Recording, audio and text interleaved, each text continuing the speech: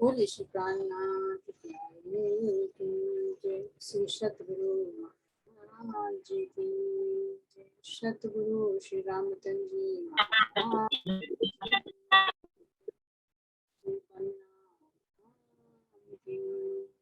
श्री जुगलदास जी महाराज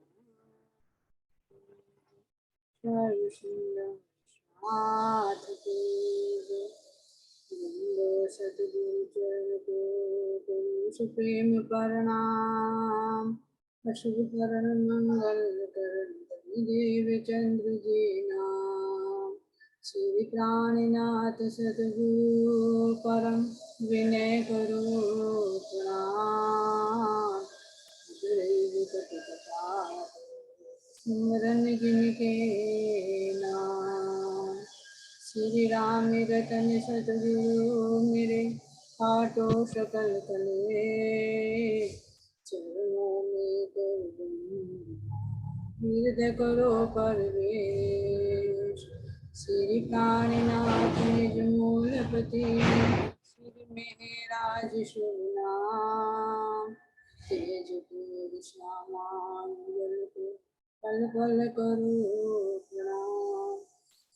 पल करो प्रणाम। बोले श्री प्राणनाथ प्यारे की जय। श्री सतगुरु महाराज जी की जय।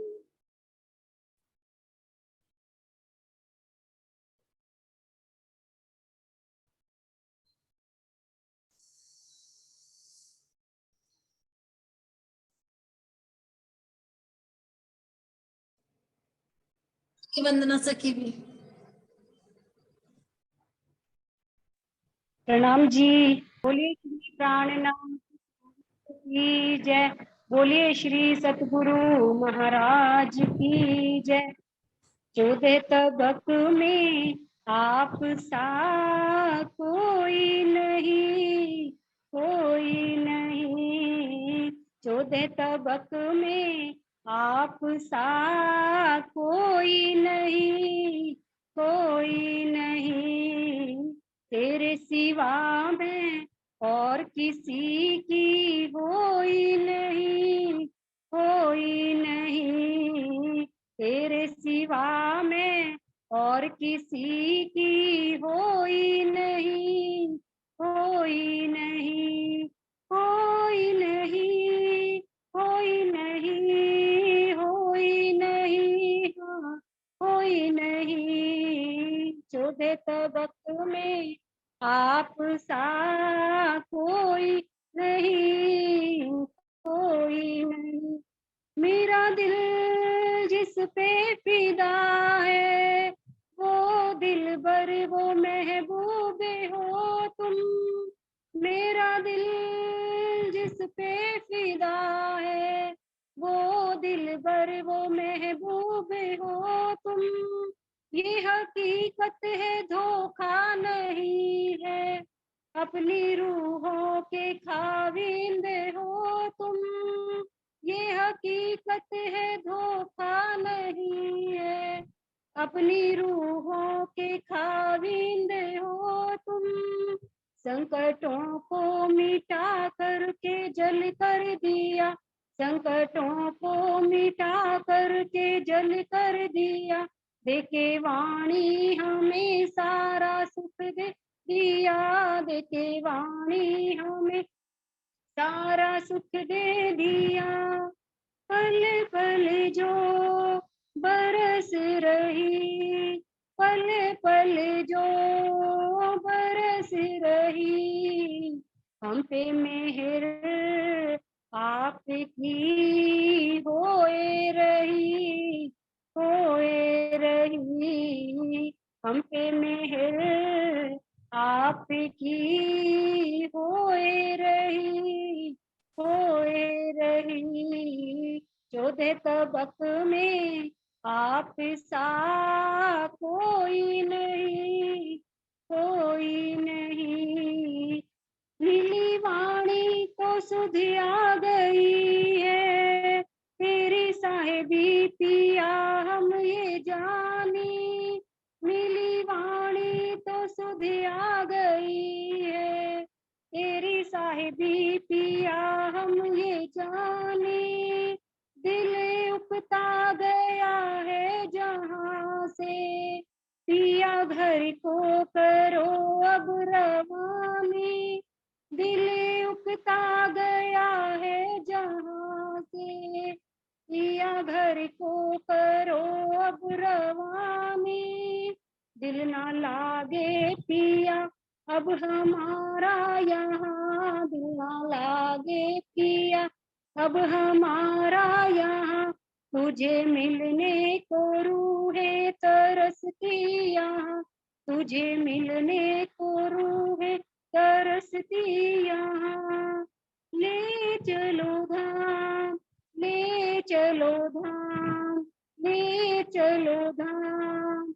ले चलो धाम, नजरों से ओझल रूहे जहाँ पर होए नहीं, होए नहीं, नजरों से ओझल रूहे जहाँ पर होए नहीं, होए नहीं, 14 तबक में आप सा कोई नहीं, कोई नहीं, तेरे सिवा में और किसी की कोई नहीं, कोई नहीं, 14 तबक में आप सा कोई नहीं, कोई नहीं, 14 तबक में आप सा कोई नहीं, कोई नहीं।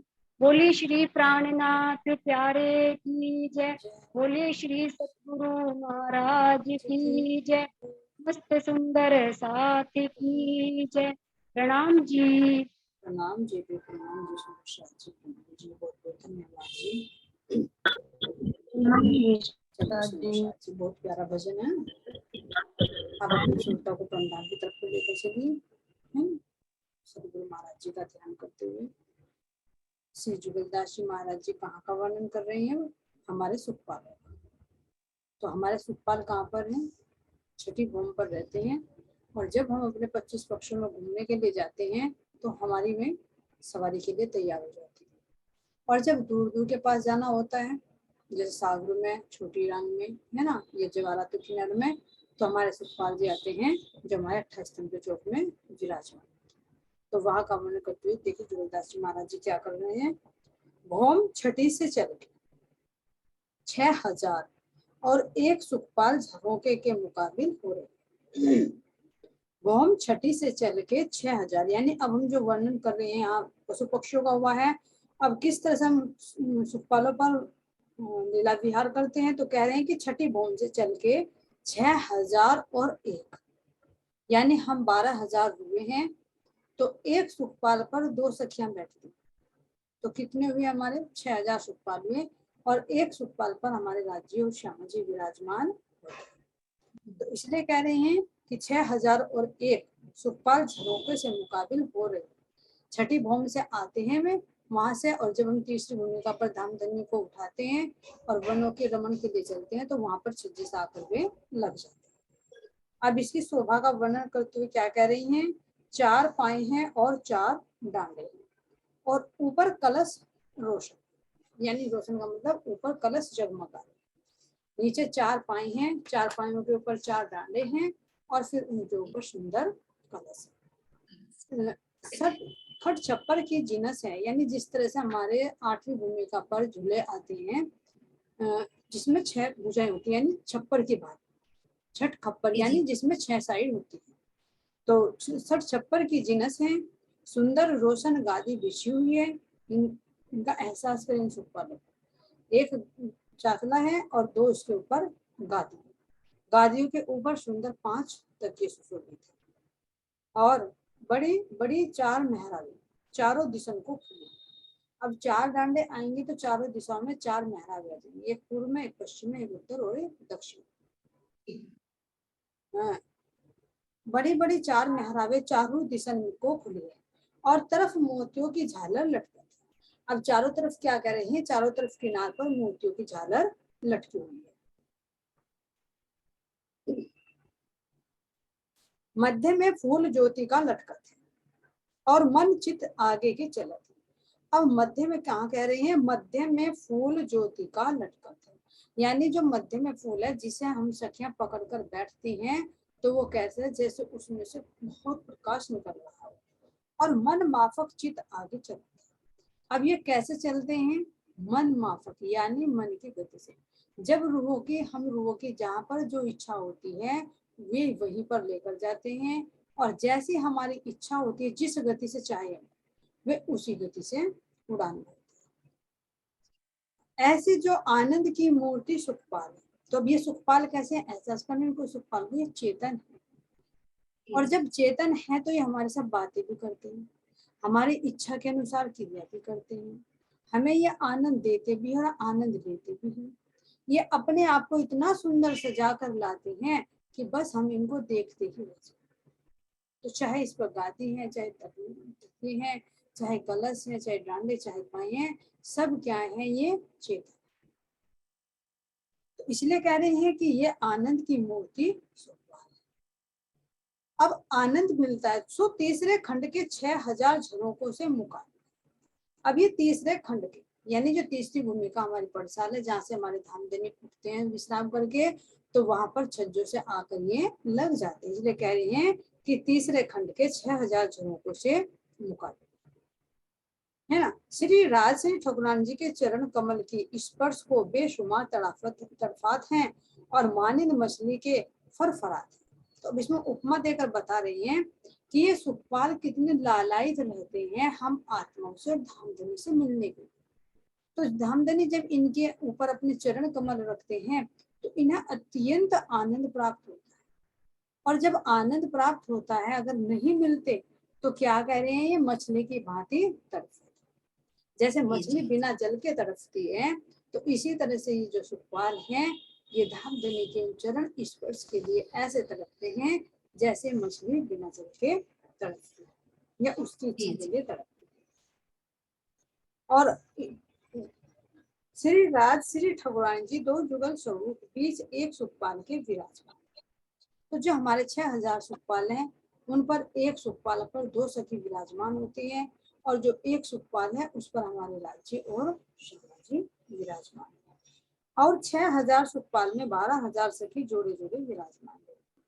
जाचिर पूर्ण ब्रह्म अक्षरातीत माशूक ने 2 कदम मुबारक अपने बीच सुखपाल के धरे, ताही छीन कोट नकारों और कोट नोबतों के ऊपर एक ही बार चौगिर्द चौक।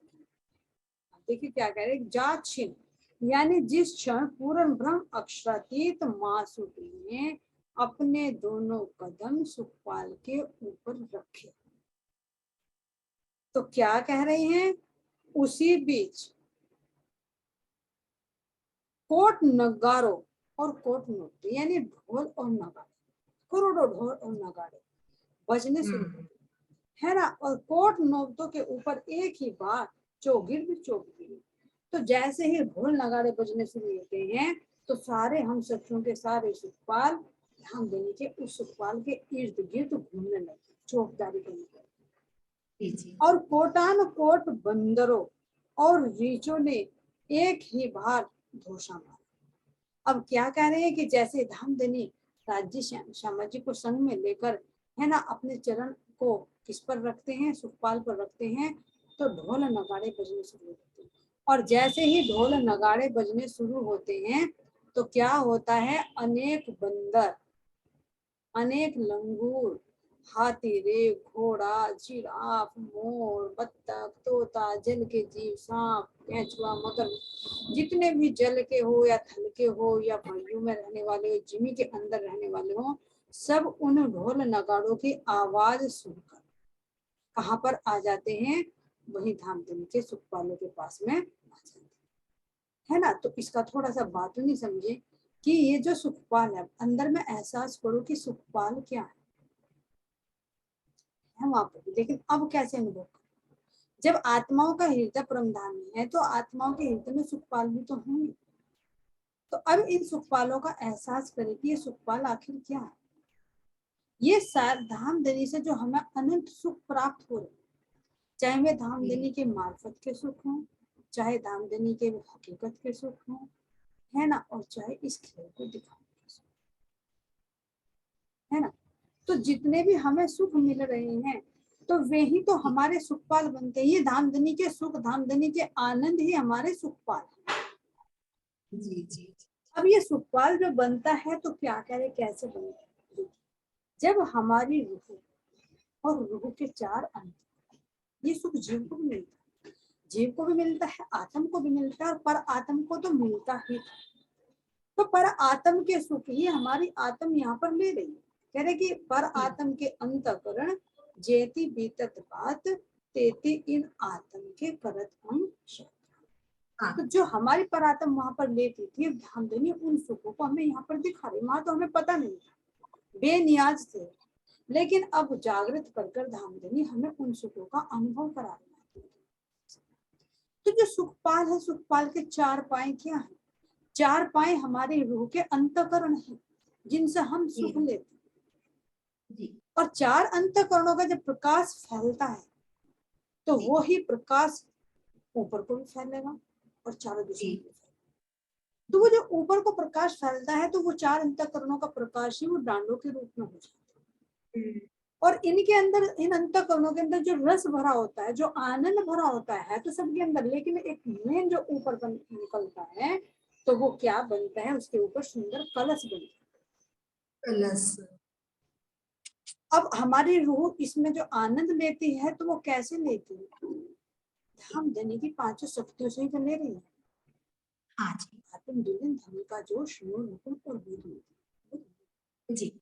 पांचों शक्ति जब हमारे अंदर आ रही है तो इन्हीं के माध्यम से तो हम सुख ले रहे हैं। सातों दिनों के सुख जो ले रहे तो इसी से तो ले रहे हैं। तो ये धामधनी की पांचों शक्तियों का प्रतीक है। और अगर अपने अंदर देखने हैं तो पांचों शक्तियां किसके अंदर वो प्रकाश डाल रही है? हमारी पांच ज्ञानेंद्रिय, क्योंकि अंतःकरण भी बिना ज्ञानेंद्रियों के आनंद नहीं ले सकते, बिना कर्मेंद्रियों के क्रिया नहीं कर सकते। तो ये जिनसे अंतःकरणों को भी आनंद प्राप्त हो रहा है, ये क्या है? हमारे पांच तकियों के रूप। तकियों से क्या मिलता है? आनंद मिलता है, सहारा लेकर बैठ जाते है ना। तो हम इन्हीं पांचों शक्तियों के माध्यम से, चार अंतःकरण भी इन पांचों ज्ञानेंद्रियों के माध्यम से तो आनंद ले रहे हैं। अगर बुद्धि को, मन को आंख कान नाक ना मिले तो भी क्या आनंद? तो ये पांच तकिए ही हमारी पांच ज्ञानेंद्रियों के रूप में जो हमें आनंद प्रदान करते। अब देखते हैं कि हमारा जो सुखपाल है, चार हाथ का तो ये ऐसे आता है और नौ हाथ का इधर से, यानी उत्तर से दक्षिण। तो ये 4/9 का पड़ता है। तो ये 4/9 का ही क्यों पड़ा? विचार करें। क्योंकि महाराज जी कह रही हैं कि गिनती सो, मैंने परमधाम का वर्णन कर रहा हूँ, वर्णन किया अरस का, सो भी हिसाब से बरस का, गिनती सो भी अरस की, एक बातें मोमिन समझे। तो क्यों लिए? क्योंकि इन गिनतियों के पीछे भी कुछ राज है। राज। तो ये 4/9 का क्यों लिया? तो चार अंतःकरण हुए और चार अंतःकरणों के कारण उसकी चौड़ाई हुई। लेकिन जब चार अंतःकरणों के साथ में पांच ज्ञानेंद्रियों में चौड़ाई में बढ़ जाए, 9 हो जाए, है ना। तो हमारे पांच ज्ञानेंद्रिय, चार अंतःकरण की संख्या कितनी बनती? 9 की। तब अंदर में एहसास करो कि हमारी रूह की अगर ये चार अंतःकरण, पांचों ज्ञानेंद्रिया उस रस में लीन है तो क्या वो रूह को सुख नहीं मिल रहा? अगर हमारा धामधनी के कुछ, उनकी दृष्टि का, उनकी नासिका का, उनके श्रवण अंगों का कुछ अनुभव हो तो क्या हमारे रूह वो सुख नहीं ले रही? तो वही तो सुखपाल है। तो रोज तो हम भ्रमण करते थे, अपने 25 कक्षों में भ्रमण करते थे। कभी वो किसी रूप में आता था सुखपाल, देखो वर्णन भी आता है, कभी हम बादलों का सुखपाल बनकर आ रहा है, जरूरी नहीं कि एक सा ही। वो ही सुखपाल कभी फूलों पत्तियों का रूप लेकर आ रहा है तो फूलों पत्तियों का बन गया।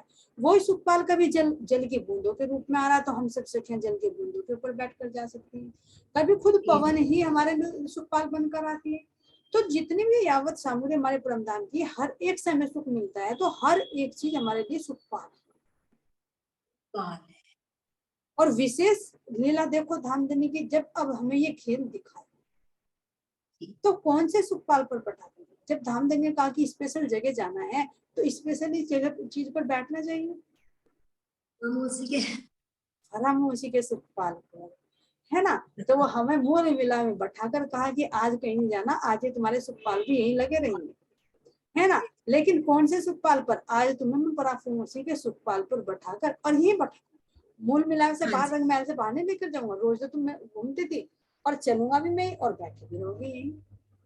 तो आज का दिन विशेष फरामोशी के आवरण डालकर उसके सुख पर बैठाकर, जो आज तक हमने नहीं देखा कि फरामोशी क्या होती है, भूलना क्या होता है, सौपन क्या होता है ना। तो हमें इस खेल को दिखाया।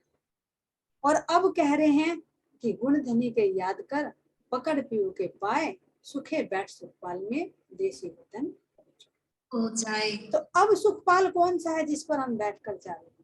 ये मेरे धाम धनी ने जो सुखपाल दिया, ये तारतम वाणी हमारे लिए सुखपाल। तारतम वाणी, इस तारतम वाणी के माध्यम से तो हम धनी के सुखों को याद कर रहे हैं, उनके गुणों को याद कर रहे हैं। तो गुण धनी के याद कर, यानी इस वाणी के माध्यम से धाम धनी के गुणों का एहसास करो कि उनमें कितने गुण है, कैसे कैसे हम पर भी कृपा कर, जी जी है ना। पकड़ पीऊ के पाए, उनके हक आदि के कदमों पर चलो, तो यही चरण पकड़ने हैं। और सुख है बैठ सुखपाल में, देसी वतन पहुंचाए। तो अब जो सुख याद कर रहे हैं, हम गुण याद कर रहे हैं, तो कैसे याद कर रहे हैं, ये विचार। अब हम परम धाम की पर आत्म की निज बुद्धि पर तो सुख प्राप्त नहीं कर सकते, क्योंकि अगर हमें पता होता तो वही कर लेते, अगर हम अपनी निज बुद्धि पर या मूल बुद्धि के माध्यम से सुख लेते। अब रही यहाँ हमारा जीव के अंदर फरामोशी की सौपन की बुद्धि है, तो इस पर भी ये सुख नहीं प्राप्त कर सकते। तो फिर धामधनी ने कौन सा सुखपाल बनाया? हमारे लिए सुखपाल बनाया है अक्षर ब्रह्म की जागृति बुद्धि। और वो जागृत बुद्धि भी कब सुखपाल बनी? उसके ऊपर जब धामधनी की अपनी निज बुद्धि का प्रकाश डाला, निज बुद्धि का प्रकाश डाला, तब ये हमारे लिए विशेष सुखपाल और अपनी पांचों शक्ति इनके अंदर निहित करते, है ना। तो ये जो हमारी अब जागृत बुद्धि का जो सुखपाल बन रहा है, इसको एहसास कर कि जागृत बुद्धि को खुद नहीं पता था, लेकिन महाराज जी खुद कह रहे हैं कि जब परमधाम के राज्य महाराज जी की निज बुद्धि ने उस पर प्रकाश डाला, तो ये असराफिल फरिश्ता भी परमधाम के जर्रे जर्रे जो पहले नहीं, है ना। इसीलिए कह रहे हैं कि मेरी संगत ऐसी सुधरी, बुद्ध बड़ी हुई अक्षर, तारतम्य सब सुध पड़ी, लीला अंदर की घर। यानी जो हमारे घर में जो रंग महल में लीला होती थी, तो उसकी लीला का भी, उसके जर्रे जर्रे का जो अनुभव, जो एहसास हम रूहों को भी हो रहा है, अक्षर गुण को भी हो रहा है, तो ये विशेष सुखपाल है ना। तो ये एहसास करो, तो क्या ये सुख हमारी रूह की इच्छा से नहीं मिलते? रूह की इच्छा क्या है? धामधनी की इच्छा। जो परात्म के, अभी कहा कि जो परात्म के अंदर इच्छा उपजती है, वो आत्म के अंदर उपजती है। अब परात्म के और आत्म के अंदर आ कहाँ से? ही राज्य महाराज जी के हृदय से। तो जो राज्य महाराज जी के हृदय से प्रकट हुआ, तो वही तो हमारे लिए कि हमारी इच्छा पूर्ण नहीं होगी। जब कह रहे कि इच्छा बाद में होती है, पहले वो चीज सामने हो जाती है। तो जब राज्य महाराज जी की इच्छा हुई कि मैं अपनी आत्मा को सुख दूं, तो वो इच्छा तो तुरंत पूर्ण हो जानी चाहिए। फिर वही आत्म के अंदर आती है, वही परात्म के अंदर आती है। तो ये जो भी हमें सुख प्राप्त होते हैं, यही हमारे सुख प्राप्त। और इसी तरह से फिर 25 पक्ष तो बताइए कि 25 पक्ष क्या, जब आत्म के हृदय में परमधाम है, तो 25 कहाँ है? 25 पक्ष भी आत्म के। तो धामधनी जब अपने प्रेम रूपी रस में झीलना कराते हैं, तो वे सुखपाल कौन से? हमारे जमुना जी पर। जब हमें अपने कुंज निकुंज में ले जाना चाहते हैं, तो वही हमारे लिए सुखपाल बन जाते हैं। तो कोई एक जैसा सुखपाल नहीं, अनंत तरह के सुखपाल, अनंत तरह की। यहीं पर देख लो, कोई तुम्हें कह दे कि भाई तुम्हारे पास में ऐसी गाड़ी है, तो क्या तुम एक ही गाड़ी को रखोगे? देख लो कितनी कितनी मॉडल है, बाइक देख लो, साइकिल देख लो, ये तो काल माया का है। तो यहाँ पर भी कितनी तरह के मॉडल होते हैं, और अलग अलग साधन भी है। हवाई जहाज भी है, हेलीकॉप्टर भी है, ट्रेन भी है, बस भी है, रिक्शा भी है, ऑटो रिक्शा भी, कितनी चीजें हैं। तो क्या हमारे परमधाम में एक जैसे सुखपाल? नहीं, महाराज जी कह रहे कि ये तो मैंने थोड़ा सा वर्णन किया है। वाचनी में अनुभव करो कि ये सुखपाल परम धाम की प्रत्येक चीज हमारे लिए सुखपाल, क्योंकि हर चीज हमें सुख प्रदान करती है। और सही पूछे तो धामधनी के हुक्म से ये माया भी हमारे लिए आज सुखपाल बन गई। हाँ जी। सुख में तो सुखदायम, पर स्वाद नावत पर माँ तो था ही, लेकिन यहाँ भी महाराज जी कह रहे कि इस दुख रूपी जिम्मी में दुख ना बैठ काहू के। देकर, तो यहाँ जी रोने दुख नहीं, क्योंकि अपने धामधनी के सुख ही ले। जी तो जी ये जी भी तो जी हमारे लिए सुखपाल बन गए, क्योंकि जो सुख हम वहां नहीं लेते थे, कह रहे महाराज जी कि धामधनी का इश्क और शाही भी देखने का इत ही ठोर है, यो ही ठोर है। जी तो जी इत ही जी। बैठे घर जागे धाम, पूर्ण मनोरथ हुए सबका। तो ये क्या सुख नहीं मिल रहा, हाँ जी मिल रहा। विशेष सुख। तो धामधनी के दिल में जो भी उपजता, जो भी विचार आता है ना, जो भी गुण उनका प्रकट होता है, वो हमारे लिए सुखपाल। बस ये जी जी महाराज जी कह रहे हैं कि उन बेशुमार को मैं कैसे वर्णन करूं, ये तो मैं थोड़ा सा तुम्हें संकेत दे रहा हूँ कि हमारे सुखपाल। और ये भी मैंने एक विशेष मर्यादा के लिए कहते हैं कि छठी भूमि पर, हाँ जी है ना। और छठी भूमि कौन सी बताई थी राज्य की? नासिका का, नासिका का जी प्रकाश। जी तो नासिका तो जी। हर दूर दूर से खुशबू लेती है, दूर हाँ दूर तक जी जाती है। तो इसलिए एक विशेष स्थान बताया, नहीं तो हर जगह हमारे सुखपाल मौजूद हाँ जी। है ना। तो अब आज हम यहाँ पर क्या कह रहे हैं, तो अब इस सुखपालों को देखकर पशु पक्षी कैसे उठते हैं, उनको देखा, अंदर में अनुभव करना कि जब हमें सुख मिलेंगे तो सुख किससे मिलेंगे? धामधनी के गुणों से। अब उन गुणों के ही तो पशु पक्षी बने हुए हैं। तो जब हमें अगर राज्य महाराज जी की उज्ज्वलता का एहसास हुआ, तो क्या हमारे अंदर से वो उज्ज्वलता के गुण प्रकट नहीं होंगे? तो वही सफेद पशु पक्षी बन गए। जी जी जी जब हमारे अंदर उस, अगर हमें धामधनी के इल्म का एहसास हो रहा है, तो वही हमारे लिए काले रंग के पशु पक्षी सब, पेड़ पौधे सब। क्यों? क्योंकि सब गुण ही तो अनंत रूप धारण करेंगे। जी खुशबू मिलेगी तो वो फूल का रूप धारण कर लेंगे, है ना। जल के जीव उस रस में डूबेंगे तो वे जल के जीव रूप धारण कर लेंगे। तो इस तरह से धामधनी के हर एक गुण हर एक रूप में प्रदर्शित होते हैं। तो वे कह रहे कि अनंत ढोल नगाड़े बजने लगते हैं, और जैसे ढोल नगाड़े बजते हैं तो वे पशु पक्षी अलर्ट हो जाते हैं। तो अंदर में एहसास करो, जब हमारी रूह के अंदर वो आनंद की लहर उठती है, तो जब अंदर में लहर उठेगी तो क्या वे आनंद रूपी ढोल धमाके नहीं बज रहे? बज रहे। क्या ज्ञान रूपी ढोल नहीं बजेंगे? उनमें झनकार एक ही साथ में देखो कितने विचार उठते हैं। जी जी अंदर में जी उतरकर तो देखो थोड़ा सा, एक ही साथ में कितने ढोल नगाड़े बजते हैं। सारे गुण जी अंग जी इंद्रिया उसी में लीन हो जाते हैं, जीव भी उसको सुनने में लीन हो जाता है। और फिर जितने अंदर आत्मा के गुण होते हैं, वे सारे गुण रूपी पशु पक्षी अपनी अपनी भाषा बोलने लगते हैं।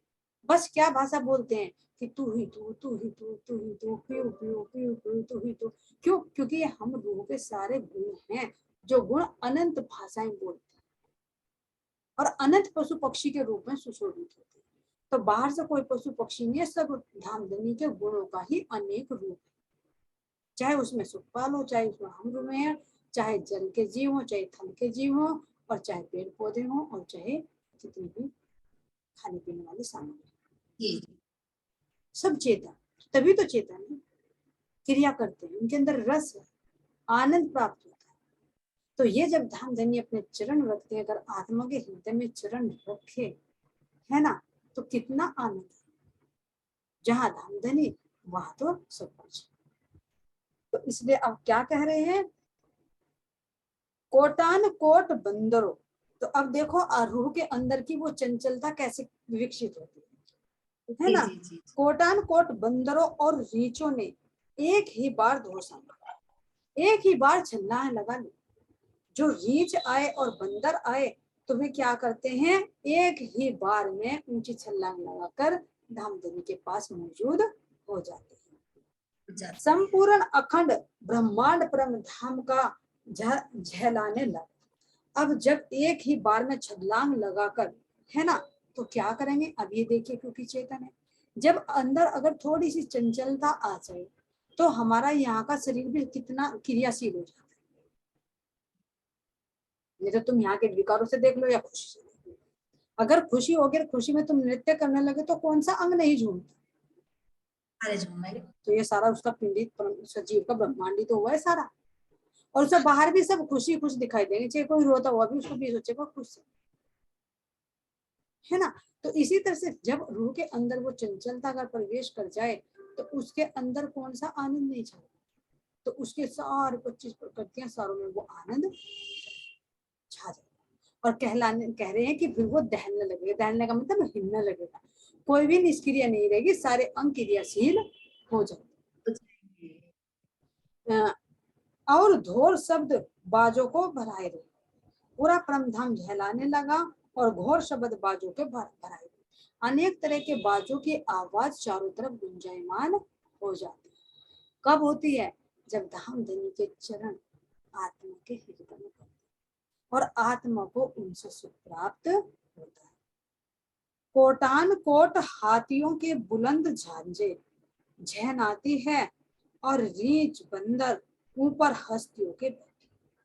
अब कोटान कोट हाथियों के बुलंद झांझे, अब जो पीछे तुमने देखा है कि कोई 1 दिन का, कोई 2 दिन का, कोई 3 दिन का, कोई 4 दिन का, कोई 5 दिन का, यानी हर तरह से रस परिपूर्ण, एक के अंदर से। और इनमें भी अनंत रंग, रंग भी देखें, सफेद भी है, काला भी है, लाल भी है, पीला भी है, और फिर कुछ कुछ मिक्स करके भी। कोई सफेद और लाल होगा तो उसको देखिए उसका रंग कैसा आएगा, गुलाबी। और गुलाबी में भी कई रंग, कोई सफेद, कोई हल्का थोड़ा, कोई और उससे गाढ़ा, फिर और भी बिल्कुल मिक्स करके, फिर उससे और थोड़ा हल्का हल्का हल्का। तो ऐसे एक रंग में कई रंग। और एक तो विशाल ऐसा है कि धाम धनी के सारे ही गुणों को, सारे ही रंगों को अपने अंदर समाहित किया। उनकी आंखों में भी, उनके कानों पर भी, उनकी लंबी नाक सूंड पर भी है ना, उनके गले में, गर्दन पर सुंदर हारों के रूप में भी। तो कितना सुंदर श्रृंगार होता है। और कह रहे ऐसे अनंत, उनको देखिए, ये सब हाथी क्या है?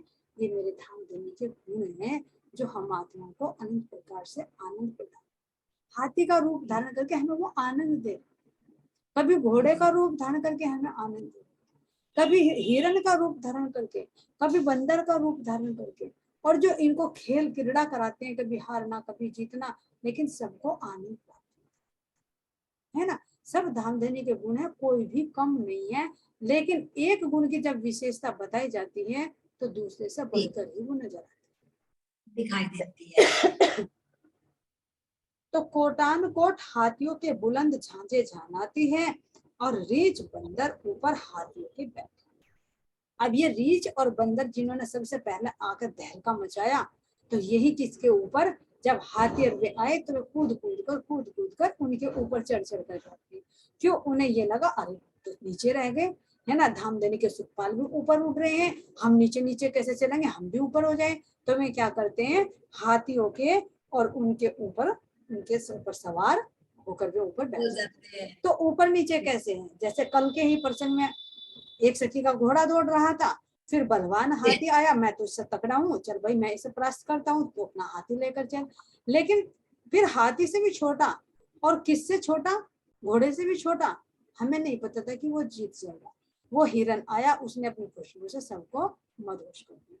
तो देखने में छोटा, लेकिन सबको अपने अंडर में कर दिया। तो ऐसे धामधनी की अनंत क्रीड़ाएं होती है। ये तो थोड़ी झलक दिखा रही है। तो उसका अगर आत्मा, अगर हम वहां अपने परम धाम में वो रस लेते थे, तो ये देखिए क्या कभी उनको छोड़कर जाने की इच्छा होती नहीं। अरे अपने अपने वहीं लेके चलना, रंगपुर वाली मंदिर में, वही आनंद लेंगे इनसे। तो वहां पर भी धाम धनी ने किया, लेकिन कहा कि मेरे रूम में यहाँ शांति से नहीं बैठेंगे, इसलिए इनको ना मैं यहाँ चित्रित कर दूं, ताकि ये आराम से लेके मेरे अंदर में मेरे उस रस का भी अनुभव कर सके, है ना। जैसे यहाँ का पति कहे कि मैंने अपनी पत्नी को इतने सुख दे दिए, इतने सुख कि मुझे भूल बैठे, ऐसे नहीं, मुझे भी याद रखे, तो इसलिए थोड़ी सी मेरी इमेज भी बनाकर रखे, तो इसमें थोड़ी सी मर्यादा, है ना। तो धामधनी ने वे हमारे कक्षों में चित्रित कर दिया। चाहो तो तुम ले लो आनंद, नहीं तो वे चित्रित है, फिर नहीं तो मार्फत की स्थिति में मेरे रस कर। तो है हर जगह, लेकिन धामधनी कह रहे कि इनसे क्रीड़ाएं तुम बाहर करोगी, है ना। घर में मैं हूँ, रंग महल में मेरी तेरी लीला है, अगर तुझे इनमें लेना, तो एक देखो वास्तव में हम छोड़ ही नहीं पाएंगे। हाँ जी। तो हमें इतने पशु पक्षी इतना आनंद दे रहे हैं, तो क्या हम सोचेंगे कि भाई इनको छोड़ के हम चलो अंदर, नहीं, वहां भी उनकी याद है, जी जी जी जी। याद रहेगी, तो वो चित्त में रहेगी, तो वही तो चित्रित है, जो चित्त में अखंड है वो ही चित्रित है। और वो तुम्हें बता ही रखा है कि मंदिर कैसे बनते हैं, हमारी छत कैसे बनती है, उसकी उसके नीचे की जिमी कैसे बनती है, कोई ईंट पत्थरों की थोड़ी, हमारी रूह के अंतःकरण, हमारी परात्म के अंतःकरणों का प्रकाश है वो, तो वही तो हमारी चार दीवारी का चार मंदिर, हमारे मंदिर बनते हैं, हाँ जी, जिनमें हमारे धाम देने विराजमान होते हैं। तो इसलिए कह रहे हैं कि ये सब बातें नहीं है, इनको तुम आत्मिक दृष्टि से अनुभव करो, आत्मिक दृष्टि से इनका रस लेते है ना। तो अब क्या कह रहे हैं ये कि रीछ बंदर हाथियों पर बैठे हैं और हाथी से बजाते जाते हैं, हाथों से बजाते जाते हैं। हाथियों के ऊपर बैठते हैं और जो बंदर है, रीछ है, वे अपने हाथों से तालियां बजाते जाते हैं, जय श्री राज्य जय श्री राज्य। क्यों? क्योंकि राज्य का सुखपाल चलने वाला है, तो वे कैसे चलेंगे? तो उनके ऊपर सवारी होकर चलेंगे। सुखपाल देखना ही कैसे आनंद मिलेगा, हर चीज का सुख मिलेगा, तो यही सुखपाल है। तो अब इसमें नोटिस करना कि कौन कौन सी चीज नहीं आ रही। अभी मछली आ गई पीछे, है ना, और अभी हमारे हाथी आ गए और बंदर आ गए, रीछ आ गए, ढोल धमाके आ गए, सब कुछ। तो एहसास करना, कोई सी भी चीज नहीं बचेगी जो इन सुखपालों से रिलेटेड ना हो। तो यानी परम धाम का कण कण हमारे लिए सुखपाल।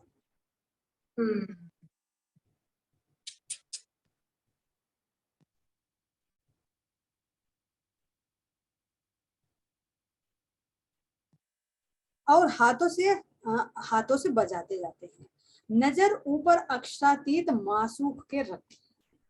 आप देखना, हाथों से तालियां बजा रहे हैं, हाथियों के ऊपर बैठे हैं, और नजर कहाँ पर है? कि जो सुखपाल में बैठे हुए वे जा रहे हैं। तो ऐसे ही तो है, हमारी नजर कहाँ पर है? हम भी भले ब्रह्म ज्ञान पर बैठे हैं, और हमारी अंदर की जो चंचलता रूपी बंदर है, वो नजर कहाँ रखता है? परम धाम, है ना। वाणी को देखते हैं तो कहाँ जाती है सूरता? परम धाम। किसी यहाँ की चीज को भी देखे, है ना, तुम किसी बहती हुई नदी को देखो, झरने को देखो, यहाँ के तुम किसी पशु पक्षी को देखो, तो नजर कहाँ जाती है तुरंत? तो इसीलिए कह रहे कि इन चंचलता की ताली भी बजाते हैं, हाथ से हाथ भी मारते हैं, करताली भी देते हैं, दूसरे से भी बजाते हैं, और नजर कहाँ पर रखते हैं? इसीलिए यही हमें कहा है कि सूरत एक ही रखिए, बोल मिला। यहाँ के चाहे तुम कर्म कितने भी करते रहो, लेकिन वृत्ति को कहाँ पर रखना है? अपने और कोटान कोट नगारे सूत्र लिए जाते हैं। कोटान कोट नगारे जो शतुर्मुर्ग होते हैं वे लिए जाते हैं, है ना। और कोटान कोट रीछ बंदर हास्य उठाने वाले